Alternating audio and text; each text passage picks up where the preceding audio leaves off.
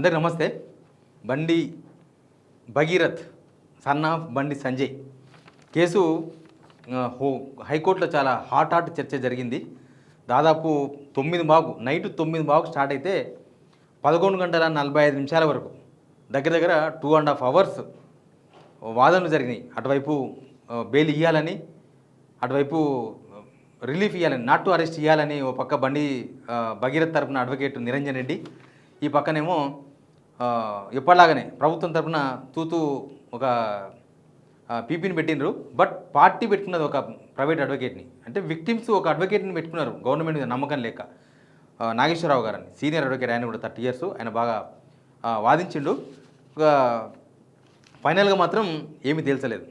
వాదనలు చాలా జరిగినాయి, చాలా డిస్కషన్స్ జరిగినాయి. నేను చెప్తా ఆ డిస్కషన్స్ ఏం జరిగినా కూడా మీకు నేను ఎక్స్ప్లెయిన్ చేస్తాను. వీళ్ళేమన్నారు వాళ్ళేమన్నారు, అసలు మొన్న జరిగిన చర్చలు అక్కడ కోర్టులో కూడా జరిగినాయి. బట్ మేడం జడ్జి మాత్రం వెకేషన్ కోర్టు కదా ఇది, మళ్ళీ గురువారం నాడు 21st నాడు ఉంటుంది, ఆ రోజు చెప్తా నేను ఆర్డరు, ఆ రోజు చేస్తా అంటే ఒకటే బతిమలాడుతున్నాడు. లేదు పోలీసులు అరెస్ట్ చేస్తారు, ఎట్లనే చేసి మీరు ఇవ్వండి, ఆర్డర్ ఇవ్వండి, కనీసం నాట్ టు అరెస్ట్ ఇవ్వండి అని చెప్పి బండి సంజయ్ కొడుకు తరపున అడ్వకేట్ నిరంజన్ రెడ్డి మాట్లాడిండు.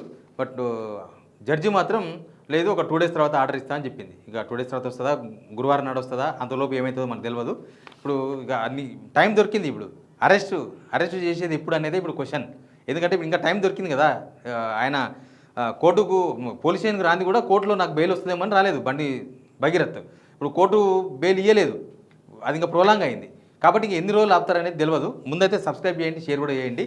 అసలు చాలా స్టార్ట్ కావడమే చాలా మంచి వాతావరణంలో స్టార్ట్ అయింది డిస్కషన్. ఎందుకంటే ఫస్ట్ జడ్జి ఏమన్నదో చెప్పాలి మీకు. జడ్జి రాగానే సోషల్ మీడియాలో ఒక పోస్ట్ వచ్చింది జడ్జి మీద.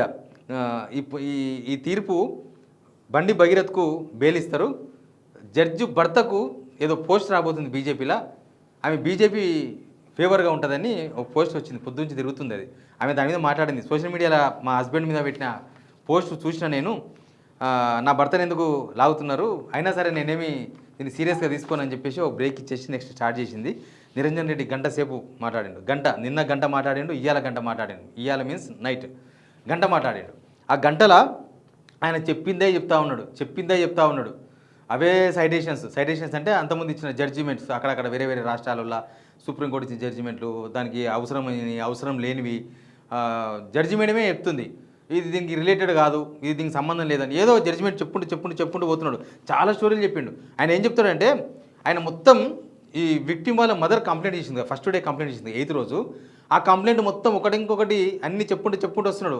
ఆమె ఏమన్నది దానిలో, రిలేషన్షిప్ మెయింటైన్ చేసిండు మాకు తెలియకుండా అంటే, లేదు ఇది నేను ఫ్రెండ్షిప్ అనుకుంటా, రిలేషన్షిప్ అంటే అడ్వకేట్ వాదన, ఇది నిరంజన్ రెడ్డి వాదన. రిలేషన్షిప్ అంటే ఇది ఫ్రెండ్షిప్ మాత్రమే నేను అనుకుంటా. 16 years దాటితే మైనార్టీ కాదు మెజార్టీగా భావించవచ్చు. లా కమిషన్ చెప్పింది 16 yearsకే మెచ్యూరిటీ వస్తుందని చెప్పింది. లా కమిషన్ చెప్పింది కానీ చట్ట సవరణ జరగలేదు. అంతకన్నా ముందు మీకు చెప్పాల్సిన అంశం ఏంటంటే, ఆమెను మైనర్గా గుర్తించేసిండ్రు. మైనర్ ఆమె, మేజర్ కాదు. నిన్న జరిగిన ప్రచారాలంతా కూడా వేస్ట్. అవన్నీ కూడా జనాలను తప్పుదో పట్టించేందుకు చేసిన ప్రచారమని ఇక్కడ కోర్టు అంగీకరించింది. ఎందుకంటే పోలీసులు ఇన్వెస్టిగేషన్ చేసిండ్రు. ఆమె ఏ స్కూల్లో అయితే చదివినరో ఆ స్కూల్ సర్టిఫికేట్ తీసుకొచ్చిండ్రు. తర్వాత ఆమె బర్త్ సర్టిఫికేట్, జిహెచ్ఎంసీలో ఉన్న బర్త్ సర్టిఫికేట్ తీసుకున్నారు. ఆమె ఏ హాస్పిటల్లో పుట్టిందో హాస్పిటల్లో రికార్డ్స్ తీసుకున్నారు. మొత్తంగా ఆమెకు డిసెంబర్ నాటికి 17 years 3 months ఉన్నాయంట, ఏజ్ 17 years 3 months. దీంతో హైకోర్టు ఆమె మైనరే అని గుర్తించేసింది. నిన్న బండి సంజయ్ కొడుకు తరపున నిరంజన్ రెడ్డి ఆమె మైనర్ కాదు మేజర్ అని చెప్పింది కదా, ఆ వాదన వీగిపోయింది. ఆమె మైనర్ అని తేలిపోయింది. ఇక రేపటి నుంచి ఈ సోషల్ మీడియాలో జరిగే ప్రచారం కూడా ఎవరు నమ్మొద్దు. తర్వాత ఇదంతా కూడా మదర్కు తెలిసి జరిగింది. అంటే ఒక డాటర్ ఒక 2 days 3 days ఇంట్లో లేకుండా బయటికి పోతే మదర్కు తెలియకుండా జరుగుతుందా? మదర్ కూడా తెలిసి విషయాలు. తర్వాత వీళ్ళందరూ డబ్బుల కోసం సేమ్ ఉంది కదా, హనీ ట్రాప్ చేసే ప్రయత్నం చేసిండ్రు, డబ్బుల కోసం ప్రయత్నం చేసిండ్రు. ఇట్లాంటి చాలా వాదనలు, ఇవన్నీ వాదనలు బండి సంజయ్ తరపున వాదనలు వినిపించింది. ఆయన ఫస్ట్ మదర్ ఇచ్చిన కంప్లైంట్ వేరేలాగా ఉంది, తర్వాత పోలీసు వాళ్ళు మార్చిన ఎఫ్ఐఆర్ మళ్ళీ ఆల్టర్ చేసిండ్రు కదా, అది వేరేలాగా ఉంది. ఆ మధ్యలో ఏం జరిగింది, పోలీసు వాళ్ళు కావాలని ఎఫ్ఐఆర్ మార్చిండ్రు. ఇట్లాంటి చాలా విషయాలు చెప్పిండు. కానీ ఇది ఎంతకన్నా ఒక ఇంపార్టెంట్ విషయం ఏంటంటే, నిరంజన్ రెడ్డి విక్టిమ్ను క్యారెక్టర్ అసాసినేషన్ చేసిండు. మొత్తం ఆమె వ్యక్తిగత జీవితాన్ని మొత్తం తీసుకొచ్చి కోర్టులో పెట్టిండు ఆయన నిరంజన్ రెడ్డి, బండి సంజయ్ కొడుకు తరఫు అడ్వకేట్. ఆయన మరి ఒక మహిళ విక్టిమ్ తరఫున అట్లా జడ్జి మాట్లాడుతుంటే జడ్జి కూడా ఏమనలేదు. కాబట్టి మరి అది యాక్సెప్టబుల్లా కాదని తెలియదు. బట్ ఆయన మాత్రం క్యారెక్టర్ అసాసినేషన్ చేసిండు. మరి అట్లాంటివి accepted or not I don't know, subject to correction. కానీ వీళ్ళ తరఫున పీపీ ఉన్నాడు కదా, పీపీ మొన్నైతే మాట్లాడాడు. ఫస్ట్ డే నాడు 30 సెకండ్ మాట్లాడిండు. కానీ సెకండ్ డే రాత్రి మాత్రం బాలిక మైనర్ కాదు, మేము కన్ఫర్మ్ చేసినామని చెప్పేసి ఆ పత్రం తీసుకొచ్చి ఇచ్చిండు. ఆయన భాగ్యం కలిగింది ఆయనకి.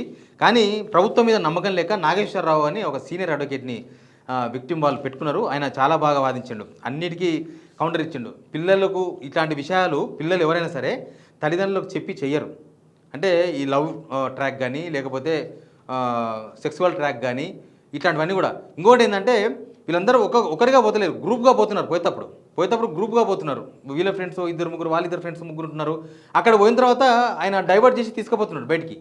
ఆయన చాలా వివరించిండు, అసలు ఎంత రాక్షసంగా వ్యవహరించిండో చెప్పిండు. నేను మీకు చెప్పలేను కానీ కొన్ని విషయాలు మాత్రం మీకు చెప్పగలను. అంటే ఆయన విక్టిమ్ సైడ్ కదా, విక్టిమ్తో మాట్లాడినాక నాకు చాలా విషయాలు తెలిసినాయి. అసలు ఫ్రెండ్స్తో కలిసిపోయిన తర్వాత అక్కడ బలవంతంగా ఆల్కహాల్ దాపిండు. తర్వాత అచేతన స్థితిలో ఉన్న మైనర్ బాలికను పొయ్యి మెడ మీద కొరికిండు. తర్వాత ప్రైవేట్ పార్ట్స్ మీద చెయ్యేసిండు. తర్వాత ఫోర్ ప్లే చేసిండు. ఇట్లాంటి చాలా విషయాలు చెప్పిండు. అసలు అన్నీ వింటే నాకు రాక్షసుడు గుర్తుకొచ్చిండు. నిజంగా సింపుల్ చెప్పాలంటే ఒక రాక్షసుడు అట్లా ఏడు ఫోర్ ప్లే చేసి టెంప్ట్ చేసిండు, మైనర్ను టెంప్ట్ చేసి ఆయన తన పని చేసుకున్నాడు అని చెప్పిండు. తర్వాత ఏ తల్లి కూడా తెలిసి చేయదన్న విషయాన్ని ఆయన, అది సమాజంలో సొసైటీలో అదే కదా, ఏ తల్లి కూడా తెలిసి పిల్లను సెక్సువల్ దానికి పంపరు. ఇక్కడ కూడా అది జరగలేదు. ఇవన్నీ తెలియకుండా జరిగినవి. తర్వాత తెలిసిన తర్వాత అనేక అనుమానాలు, క్వశ్చన్స్, తర్వాత వివరాలను తెలిసినాయి. నిజానికి ఎవరి బిడ్డనైనా ఎవరైనా నమ్ముతారు.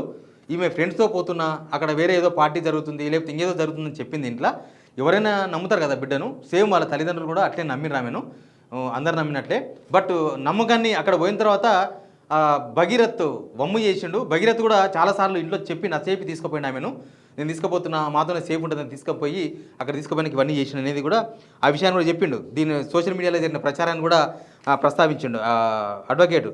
తర్వాత చాలా సిచ్యువేషన్స్, అంటే అన్ని కేసులాగా ఈ కేసులు మాత్రం చూడొద్దు. ఇది very very special case. Bandi Sanjay విక్టిమ్ను బెదిరించిండు. Bandi Sanjay ప్రధానమంత్రి దగ్గర ఉంటే, ముఖ్యమంత్రి పక్కన ఉంటే ఆయన మిమ్మల్ని అంతం చేస్తా అంటే విక్టిమ్ ఫ్యామిలీ ఎంత బాధపడుతుందో ఒకసారి అర్థం చేసుకోమని కూడా జడ్జికి ఆయన గుర్తు చేసిండు. ఆయన మీద ఇప్పుడే ఫస్ట్ కేసు కాదు, చాలా కేసులు ఉన్నాయి, అంతకుముందు కేసులు ఉన్నాయి. తెలుసు కదా, మహేంద్ర కాలేజ్ కేసులు అట్లాంటివి ఉన్నాయి.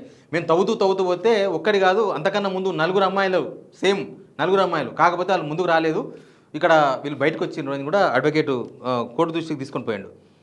తర్వాత పోలీస్ స్టేషన్లో ఏం జరిగిందో కూడా చెప్పిండు. పోలీస్ స్టేషన్లో ఇక్కడ 10:30 దాకా వెయిట్ చేయించి కరీంనగర్లో మాత్రం ఎట్లా ఎఫ్ఐఆర్ బుక్ చేసిండ్రు వీళ్ళ మీద, ఈ కుటుంబం మీద. ఆయన కరీంనగర్ ఎంపీగా ఉన్నాడు, అక్కడ మేనేజ్ చేసిండు. ఇప్పుడు కనుక వీళ్ళకి బెయిల్ ఇస్తే ఖచ్చితంగా వీళ్ళు మ్యానిపులేట్ చేస్తారు మొత్తం. వీళ్ళు ఎట్లా చేస్తారు, హై ప్రొఫైల్ వీళ్ళు కాబట్టి, పదవిలో ఉన్నారు, రాజకీయ పదవిలో ఉన్నారు, కేంద్ర హోంమంత్రి సహాయ మంత్రిగా ఉన్నాడు కాబట్టి సాక్ష్యాలు మొత్తం టాంపర్ చేస్తారు. ఇప్పుడు ఆయన దొరకలేడు, ఆయన లేకపోయినా సరే విక్టిమ్ ఫ్యామిలీని బెదిరిస్తున్నాడు. ఓ పక్క మొత్తం సోషల్ మీడియాలో దుష్ప్రచారం చేస్తున్నాడు. ప్రైవేటు ఛానల్స్లో ఫోటోలు, వీడియోలు మొత్తం సర్క్యులేట్ చేసిండ్రు. ఆమె వ్యక్తిత్వ హసనానికి పాల్పడ్డారు. ఇవన్నీ కూడా జరిగినాయి.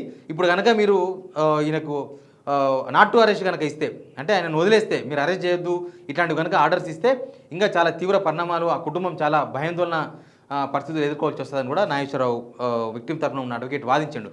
ఇవన్నీ చాలా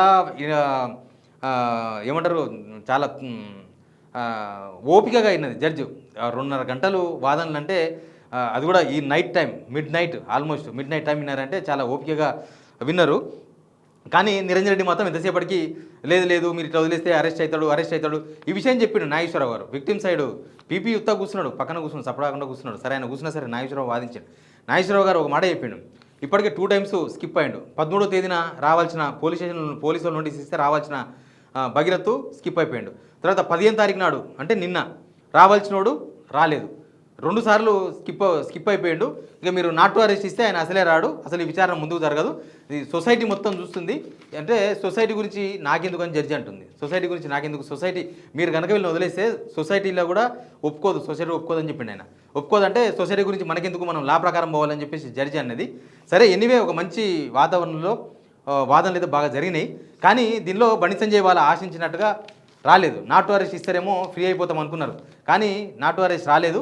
చాలా సైటేషన్స్ నిరంజన్ రెడ్డి చాలా తప్పుడు సైటేషన్స్ ఇచ్చినట్టుగా జడ్జి చెప్తుంది. అంటే సంబంధం లేని సైటేషన్ చెప్తా ఉన్నాడు. అక్కడ అట్లయింది, ఢిల్లీలో ఇట్లయింది, అలహాబాద్లో ఇట్లయింది, రకరకాల వాదనలు వినిపించే ప్రయత్నం చేసిండు ఆయన.